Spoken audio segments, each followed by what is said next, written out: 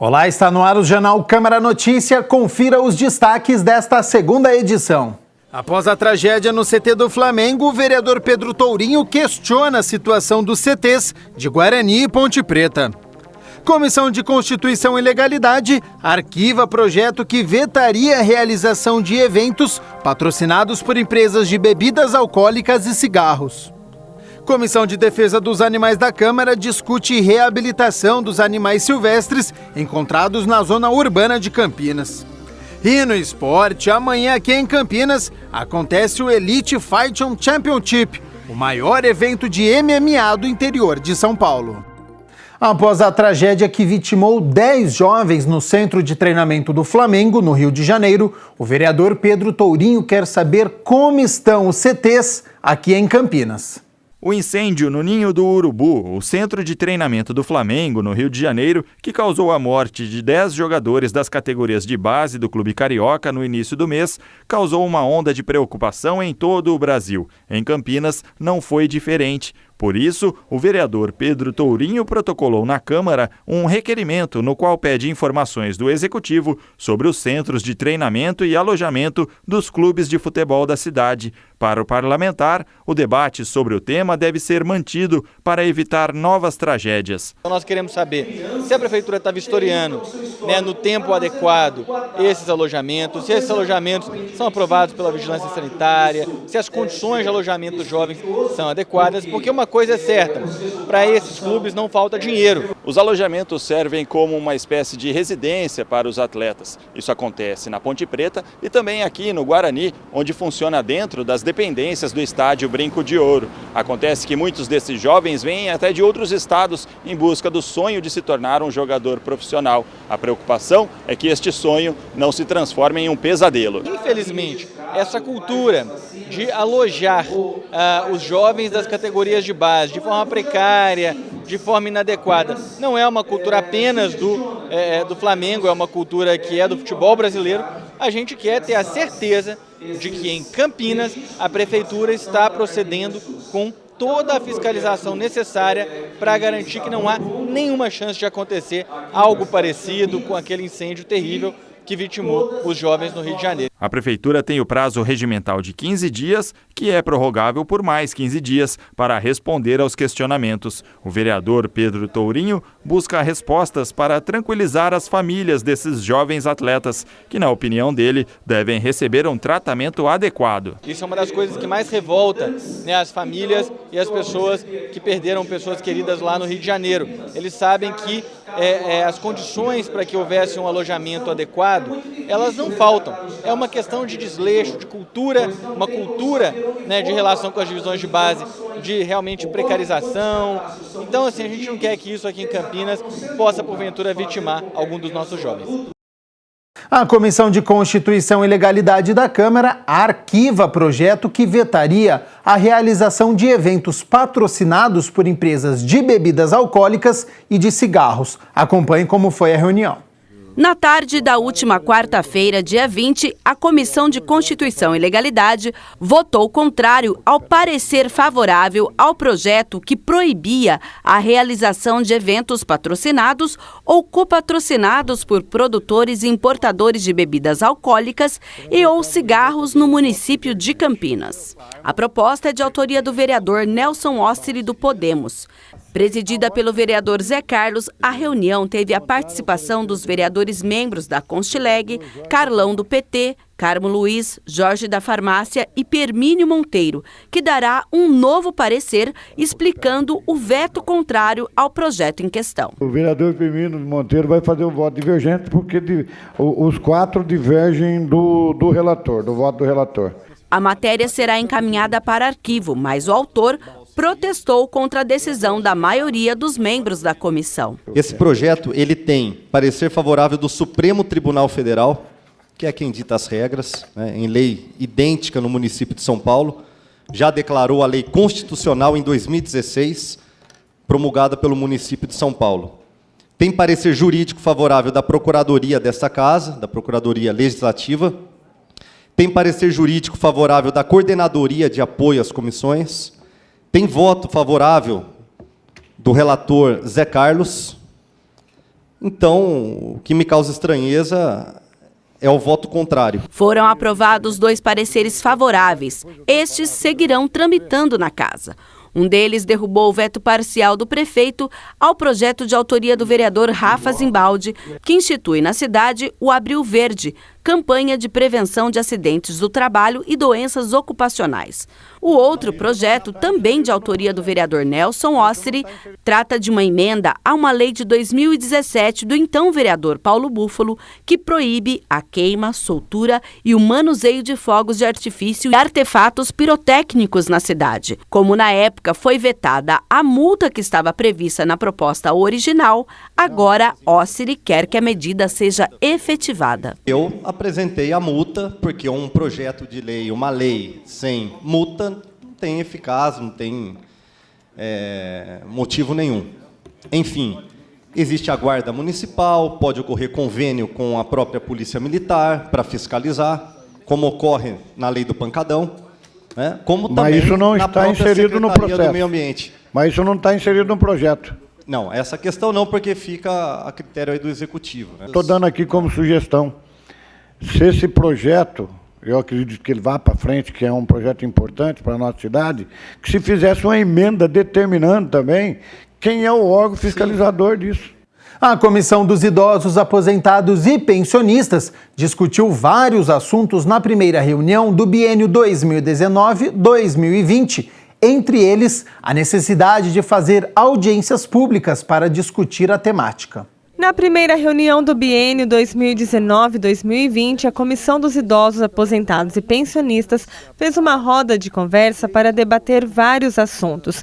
O objetivo foi discutir temas relacionados a esta população. Para isso, participaram do encontro a presidente do Conselho Nacional dos Direitos da Pessoa Idosa, Lúcia Secotti, o responsável pela Coordenadoria Municipal do Idoso, Anderson Gonçalves, a coordenadora do programa Universidade, Kátia Stancato, e a pós-doutorada em Ciências da Saúde, Denise Kog. O vereador Jorge da Farmácia também esteve presente na reunião. Primeira reunião de muitas que faremos, né, no intuito de buscar soluções, aprimorar a temática que tanto defendemos, que são os idosos. É necessário que hajam mais políticas públicas, é necessário muitas mudanças, né, de comportamento, e é por isso que estamos aqui. E hoje faremos uma roda de conversa. Convidei algumas pessoas que, durante esse primeiro biênio, eu tive contato, o prazer e a honra de conhecê-los. Durante o encontro, os participantes convidaram para a Conferência Municipal do Idoso, que será realizada nos dias 28 e 29 de março, no Centro de Convenções da Unicamp. Eles falaram ainda da importância de realizar audiências públicas. Assim, de acordo com os participantes, seria possível discutir uma cidade amiga do idoso. Acima de tudo, participe da conferência e traga para cá uma audiência pública, porque a gente vai trazer cada vez mais a chancela da cidade amiga do idoso. A cidade amiga do idoso, ela começa a discutir as coisas para a população idosa. O presidente da comissão concordou e sugeriu a realização das audiências a cada 3 meses. Vamos fazer a audiência, ótimo, mas para não ficar nem além nem aquém, trimestral.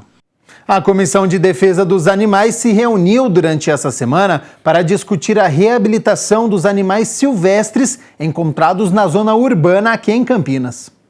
A primeira reunião deste ano da Comissão Permanente que defende os direitos dos animais teve como tema a destinação de animais silvestres resgatados ou encontrados em áreas urbanas de Campinas. De acordo com o presidente da comissão, vereador Permínio Monteiro, em Campinas não existe um local regulamentado para a reabilitação de animais silvestres acidentados ou apreendidos com traficantes da fauna silvestre. A cidade também não tem nenhum convênio com a Associação Mata Ciliar em Jundiaí, a exemplo de outros municípios, o que faz com que os animais acabem retornando aos infratores no papel de fiéis depositários quando não se constata maus tratos. A gente costuma dizer que o nosso trabalho está centrado não num CRAS, né, num Centro de Reabilitação de Animais Silvestres, ou num CETAS. Né? Na realidade, a gente tem lá um hospital de guerra, porque o dia a dia ele é realmente de um hospital de campanha, uma média de 15 animais que a gente recebe por dia, e 90% desses animais têm algum tipo de trauma, né? Ou foram atropelados, ou levaram choque, um cachorro pegou, ou foram caçados. Então, são animais mutilados muitas vezes e que acabam ou vindo a óbito já quase que imediatamente, ou ficando permanentemente na instituição, porque falta uma pata, falta uma asa, não tem condição de ser reabilitado para soltura no seu habitat natural.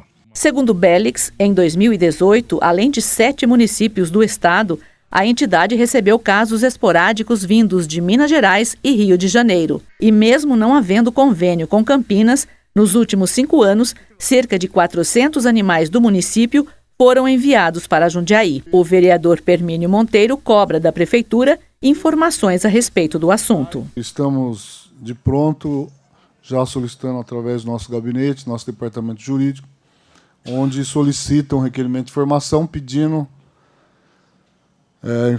da prefeitura, por parte do executivo, que nos informe de imediato por que não existe esse convênio ainda. Uma cidade de Campinas, 1.300.000 habitantes, uma metrópole, não tem um convênio ainda com esta associação, sendo que várias cidades em torno da região metropolitana de Campinas têm este convênio. O vereador Fernando Mendes realizou uma audiência pública facultativa essa semana para debater a legalidade dos gabinetes optométricos em Campinas. Por iniciativa do vereador Fernando Mendes, a Câmara Municipal de Campinas realizou na última terça-feira uma audiência pública facultativa para debater o projeto de lei complementar número 36 de 2018, que define as exigências para a concessão do alvará de uso para gabinetes optométricos. É importante a pessoa entender que medicina é saúde, mas saúde não é só medicina, e a optometria prova isso, né? Porque tem os técnicos e bacharéis.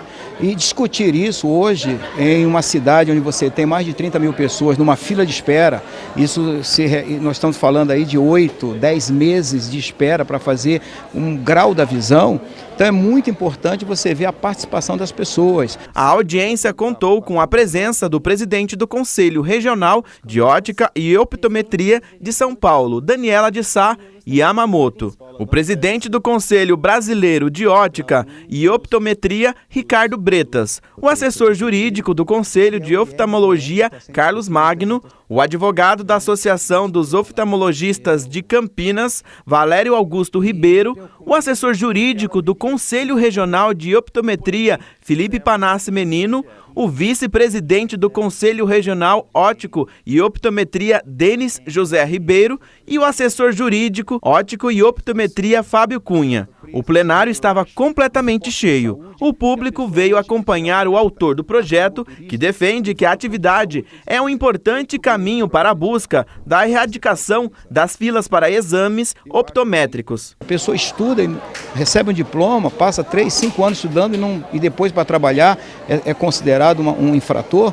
Então essa é a nossa consciência. E eu sei que Campinas pode sair na frente. O parlamentar reforça ainda que o trabalho desenvolvido pelo optometrista é o de prevenção e que esse é o melhor caminho para se cuidar da saúde pública. A conscientização, levando em conta que a optometria está presente na vida da pessoa, mas ela está escondida da sociedade, é uma questão de cultura. As pessoas não conhecem, porque quando ela pensa em olho e visão, ela lembra de oftalmologia, mas o oftalmologista é um médico que estuda para fazer tratamento de doença. Agora, o tratamento da deficiência é o técnico, é o optometrista, e é por isso que nós estamos aqui.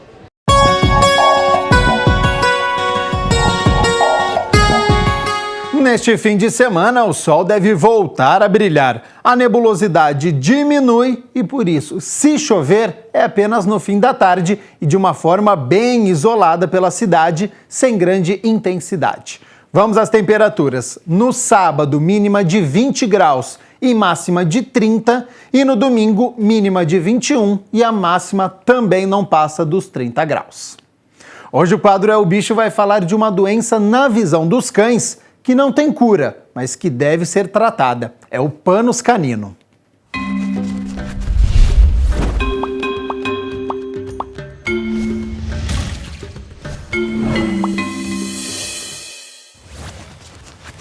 Olá, você Você já ouviu falar em pânus canino? Esta é uma doença que dá nos olhos dos cães e que não tem cura.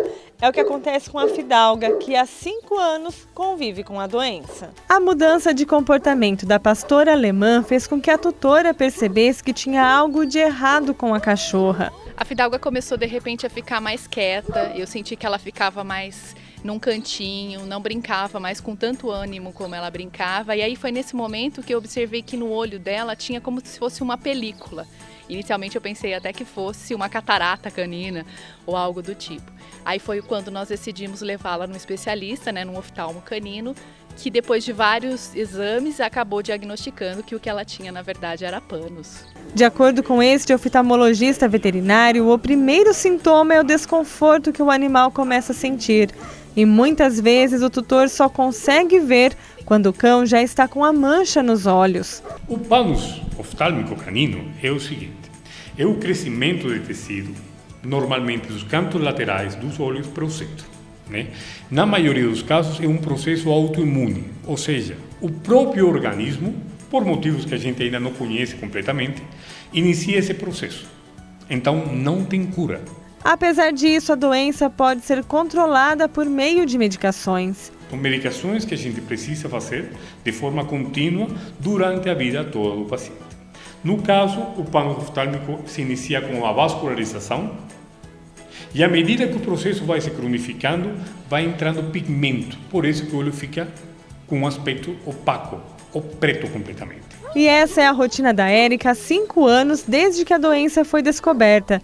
2 vezes por dia, ela coloca remédio no olho da Fidalga. Inicialmente, a gente buscou alternativas para que ela tivesse uma qualidade de vida. Então, a oftalmo, na época, indicou que ela tinha que fazer o uso dessa medicação diária.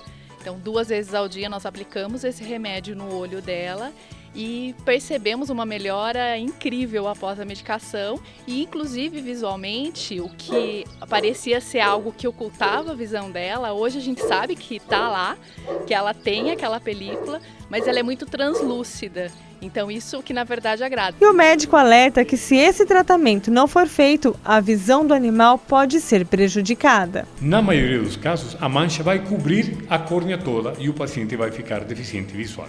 Em alguns outros, o desconforto secundário a esse processo causa que o paciente coce e tenhamos outras lesões no olho, além do pânus. E assim, a Fidalga pôde voltar a ter a alegria e a qualidade de vida que tinha antes da doença. Após a medicação, a Fidalga voltou a brincar e a ter a qualidade de vida que ela tinha inicialmente. E isso foi o que nós queríamos realmente com o tratamento. Viu como é importante ficar atento ao seu animal? Se você tem alguma sugestão para o El Bicho, entre em contato com o nosso WhatsApp pelo telefone 99811-0260. A gente volta na semana que vem.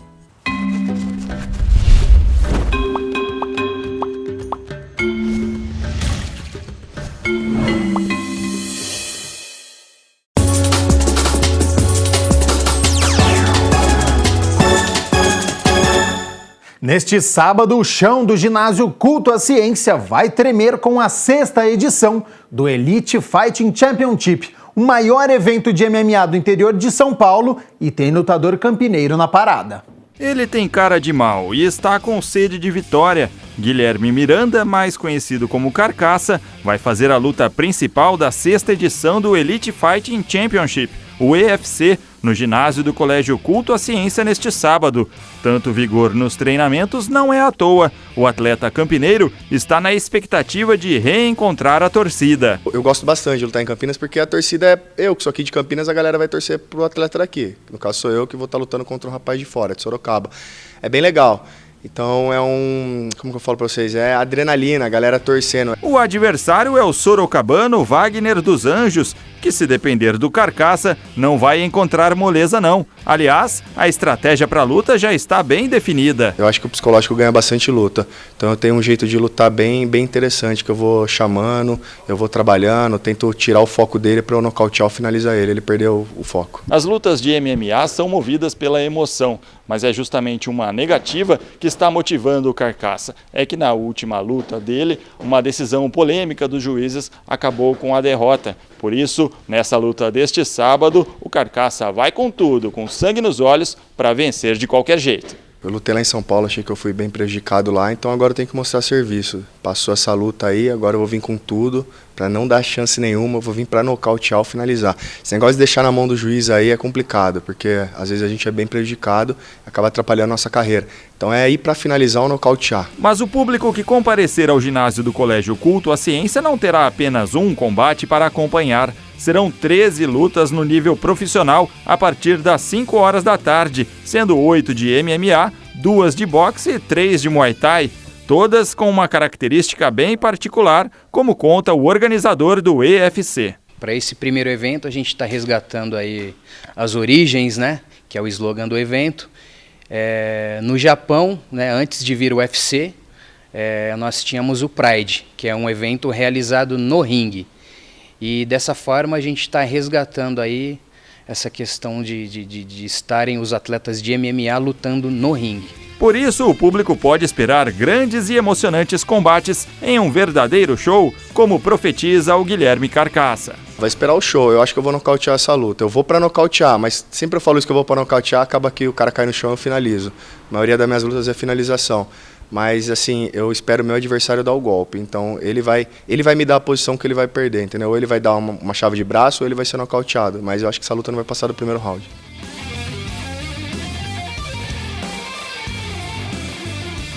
Os ingressos estão à venda no local do evento, R$ 35,00 a arquibancada e R$ 50,00 as cadeiras VIP. O ginásio do Colégio Culto à Ciência fica na rua Culto à Ciência, número 422. Abertura dos portões às 3 horas da tarde. O Jornal Câmara Notícia fica por aqui. Ótimo fim de semana e a gente se vê na segunda-feira ao 12:30, ao vivo, hein? Até lá. Tchau, tchau.